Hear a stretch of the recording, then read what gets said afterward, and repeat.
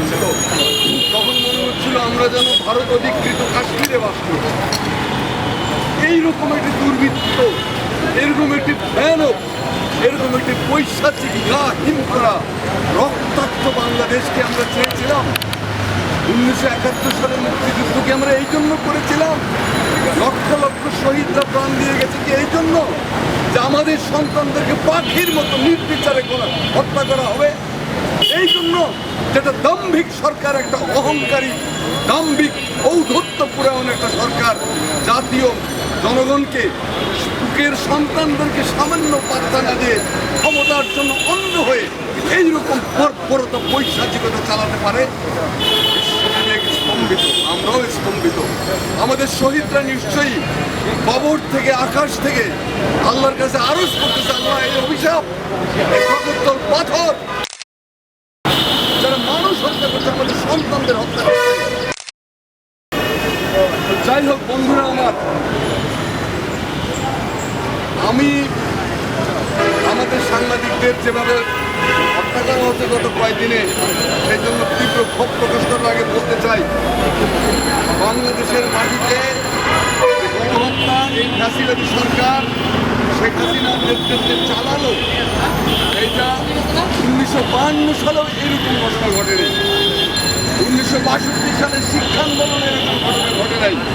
1969 গণ অভ্যুত্থানে আমি নিজে অংশগ্রহণ করেছি, সেই থেকে বলতে পারি 1969 সালের সেই ঐতিহাসিক গণ অভ্যুত্থানে এরকম ঘটনা ঘটেনি।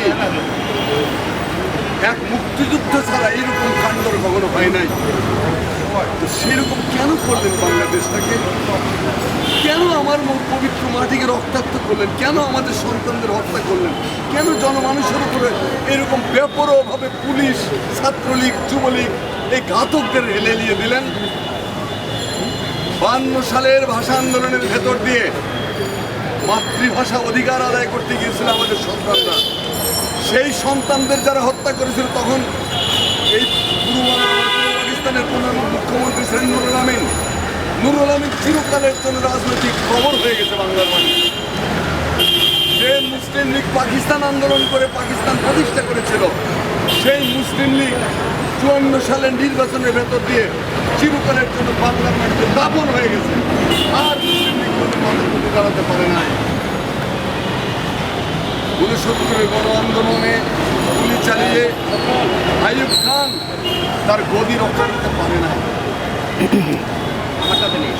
ইয়াহিয়া খান মার্শাল জারি করে স্বল্প সময়, মাত্র 1 বছরের জন্য পাকিস্তানকে টিকিয়ে রাখতে পেরেছিল। তারপরেই আমরা অগ্নিগর্ভ মুক্তিযুদ্ধে অংশগ্রহণ করে দেশকে স্বাধীন করি। তো ইতিহাস নুরুল আমিনকে ক্ষমা করে নাই, ইতিহাস আইয়ুব খানকে ক্ষমা করে নাই, ইতিহাস ইয়াহিয়া খানকেও ক্ষমা করে নাই। মাননীয় প্রধানমন্ত্রী, ইতিহাস আপনাকেও ক্ষমা করে নাই। কখনো পিছিয়ে যায় না। হাজার হাজার বছরে মানব সভ্যতার ইতিহাস থেকে দেখা যায় কোনোদিন কোনো রক্তপাত পিছিয়ে যায় না। কেন আপনি এটা করলেন? আপনার স্থান কোথায় হবে? ইতিহাসের ডাস্টবিনে, ইতিহাসের কালো তালিকাতে চিরকালের জন্য বাংলাদেশের রাজনৈতিক ভিলেন হিসেবে চিহ্নিত হয়ে গেলেন। এতটা তো নাকুল্য করবেন। ছাত্রদেরকে ডেকে বসে সমস্যার সমাধানের সহযোগী করা যেত, তা না করে তাদেরকে তুচ্ছ তাচ্ছিল্য করে ড্যাম কেয়ার করা, তাদের উপর ছাত্রলীগ নিয়ে দেওয়া, সেখান থেকে তো গণ্ডগোলের সূচনা। আপনার মন্ত্রীরা এবং আপনি নিজে এগুলোর জন্য দায়ী। এখন সেই ছাত্র জনতা যখন খুশি হতো, তখন নৈতিক কারণ নিজের সন্তানদের রক্ষা করার জন্য বিরোধী রাজনৈতিক দলগুলো অংশগ্রহণ করেছে, সমর্থন দিয়েছে নৈতিকভাবে। এখন আপনার এই পাপকে আড়াল করার জন্য, আপনার রক্তাক্ত হাতকে মুছে ফেলার জন্য, আপনার এই বিভীষিকাময় রাক্ষসী মূর্তিকে মুছে ফেলার জন্য আপনি সমস্ত হত্যাকাণ্ডকে পাশ কাটিয়ে, সমস্ত অন্যায় পাপকে পাশ কাটিয়ে আপনি ধ্বংসযজ্ঞ কি হয়েছে সেগুলো নিয়ে মাতম করছেন। কেন মানুষের জীবনের দাম নাই? যে শত শত ছেলে মেয়েকে হত্যা করলেন, তাদের জীবনের কি হলো? সরকারি গদি মিডিয়া, সরকারের দালাল মিডিয়া যেভাবে মানুষের রক্তের সাথে বেইমানি করতেছে, যেভাবে ন্যাংটা হয়ে পায়ে উবুর হয়ে পড়ে সরকারের দালালি করতেছে, তাদেরও ক্ষমা হবে না। আমি বলতে চাই যে 1952 ভাষা আন্দোলনের প্রতীক হয়ে উঠেছিল আমাদের শহীদরা। গণ আন্দোলনের প্রতীক হয়েছিল শহীদ আসাদ।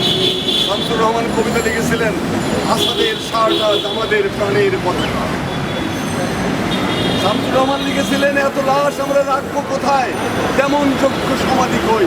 কারণ এরা তো শহীদ, এরা ফ্যাসিবাদকে উৎখাত করার জন্য, অবৈধ সরকারকে উৎখাত করার জন্য লড়াই করে প্রাণ দিয়েছে। তারা তো সাধারণ মানুষের থাকা উচিত না। তো যাই হোক, আসাদ 69-এর গণ আন্দোলনের প্রতীক। এরশাদ বিরোধী গণ আন্দোলনে যারা প্রাণ দিয়েছে তাদের মধ্যে নূর হোসেন জীবন্ত পোস্টার হয়ে আছে। নূর হোসেন হলো প্রতীক এরশাদ বিরোধী গণ আন্দোলনে। তেমনি ভাবে বর্তমান 2024 সালের গণ আন্দোলনের প্রতীক হয়ে উঠেছে আবু সাইদ। আমাদের হাজার বছরের ইতিহাসে এরকম দুঃসাহসী সন্তান আর কোনোদিন আমরা দেখি নাই, যে পুলিশ সামনে বন্দুকের সামনে বুক চেতিয়ে সিনা টান করে দাঁড়িয়েছে, পাখির মতো তাকে হত্যা করেছে। পুলিশ, আমাদের পুলিশের উদ্দেশ্যে বলি যে ভাই পুলিশ, আপনারা কি মানুষ না? আপনারা কি শুধুই পুলিশ? আপনারা কি শুধুই সরকারের পাচাটা, শুধুই সরকারের আজ্ঞাবহ? আপনাদের ঘরে কি মা বোন নাই? আপনাদের ঘরে কি সন্তান নাই? আপনাদের ঘরে কি ভাই বোন নাই? এই যে ব্যাপরভাবে নির্বিচারে পাখির মতো মানুষ হত্যা করলেন, একবার মনে হয় না এরা আপনারই ভাই, আপনারই বোন, আপনারই সন্তান? আসলে কি আপনারা বাংলাদেশের মানুষ? না, না। আসলে কি মুক্তিযুদ্ধের রক্ত চেতনায় উজ্জীবিত হয়ে আপনারা তো ঘাতকের ভূমিকা নিয়েছেন? এই ভূমিকার থেকে সরে আসুন, কল্যাণ আনেন, মঙ্গলের দিকে হাত বাড়ান। দাস গণভিত্তি দিয়ে বেরিয়ে এসে জনগণতান্ত্রিক এই প্রজাতান্ত্রিক বাংলাদেশের গণমানুষের খাদেম হিসেবে নিজেদের উপস্থাপন করুন। যাই হোক বন্ধুরা আমার,